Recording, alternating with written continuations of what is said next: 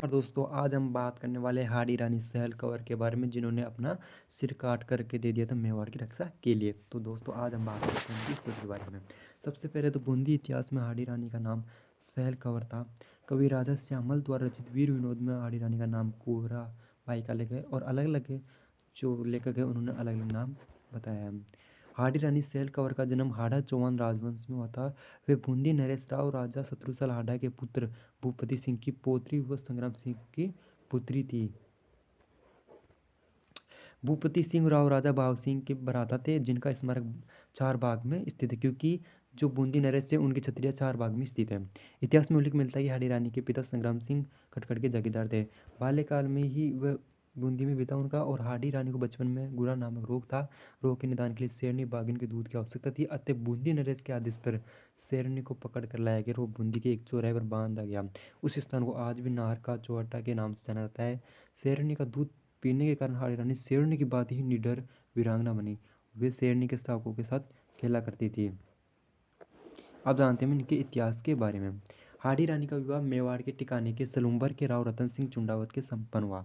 विवाह के अगले दिन महाराणा राज सिंह राव रतन सिंह को युद्ध के लिए बुलावा भिजवाते हैं और जो राज सिंह है वो मेवाड़ के शासक है। राव रतन सिंह चुंडावत मेवाड़ के सेनापति थे। जब उन्हें महाराणा का पत्र मिला तो उस समय वैवाहिक जोड़े के गृह प्रवेश की रस्म चल रही थी। युद्ध का पत्र पढ़कर वे विचलित उठे। जब वे हाडी रानी से विदा लेने पहुंचे रतन सिंह जी हाडी रानी के प्रेम पास में फंसकर विचलित होने लगे। वह अनमने भाव से तिलक करवाकर युद्ध के लिए प्रस्थान किया, परंतु उन्होंने हाडी रानी को याद करते हुए सेवक से निशानी मंगवाई।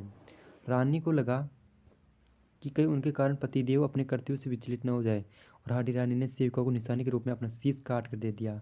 जब निशानी रूपी शीश रतन सिंह के पास पहुंचा तो उनका कलेजा दहल उठा। उन्होंने कटे शीश के रक्त से तिलक किया। वह युद्ध क्षेत्र में अविश्वसनीय वीरता का प्रदर्शन करते हुए बादशाह औरंगजेब की सेना को परास्त किया।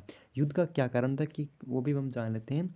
औरंगजेब रूपनगर की राजकुमारी से विवाह करना चाहता है। रूपनगर जो किशनगढ़ की राजकुमारी थी, जबकि राजकुमारी राणा राज सिंह जी को पति मान चुकी थी क्योंकि वह एक हिंदू राजा से ही शादी करना चाहती थी और औरंगजेब मुसलमान था। वो उनसे विवाह के लिए पत्र लिख कर देती। और ये बात चुंडावत मांगी सैलानी सिरकार दी चतरानी जो मेघराज मुकुल की कविता, यह भी मैं आपको लास्ट में पढ़कर बताऊंगा। बहुत ही ज़्यादा शानदार ये कविता है, दिल दहलाने वाली कविता है। ठीक है, तो अब पढ़ता हूँ मैं मेघराज मुकुल की वह कविता। सेनान पड़्यो हथलेवो रो हिलू माते में दम के ही रकड़ी पेरा रियाण लिया गम गमाट करती गम के ही कांगन डोरो पूछे माही चुड़लो सुहागले सुगराई चूंदड़ी रो रंग ले छूट्यो ता बंद्या रहा बिछया थाई अरमान सुहाग रात राले चतरानी मेला में आई टमुक से ठुमक ठुमक चम चम चढ़की मेला में शरमाई पोडन री अमर लिया आशा प्यासा नैना में लिया हेत चुंडावत गढ़ जोड़ो खोल्यो तन मन री सुध बुध अमित मेट पण बाज रही थी सहनाई महलों में गुंजो संगनाद अदरा पर अक्सर जो क्या रह गया सरदार भूल गयो आलिंगन राजपूती मुख पीलो पड़ गयो बोलो रण में नई जऊला रानी थारी पलका सहला हूँ गीत हेरारा गाउला आ बात उचित है कि हद तक ब्याह में भी चैन ले पाऊँ मेवाड़ मेवाड़ भला क्यों न दास हूँ रण में लड़न नहीं जाऊं बोली छतरानी नाथ आस्ते मती पधारो रण माही तलवार बताओ है जासू चूड़ों पर प्रभु पर माही कह कूद पड़ी जट से त्याग नैना में अग्नि चमक उठी चंडी रूप बण्यो क्षीण में विकराल भवानी भबक उठी बोली आ बात जचे कोनी पति ने चाहू में मरवाणो पति मारू कोमल कोमल सो कुंपल सो फूला सो छिन में मुरझाणू पहले की समझ नहीं आई पागल सो बैठो रहो मूर्ख पण बात समझ में जद आई हो गया नैन एकदम सुरख बिजली सी चाली रग रग में वो धार कवच उतरियो पौड़ी उकार बम बम महादेव ठक ठक ठक ठक टपक बड़ी घोड़ी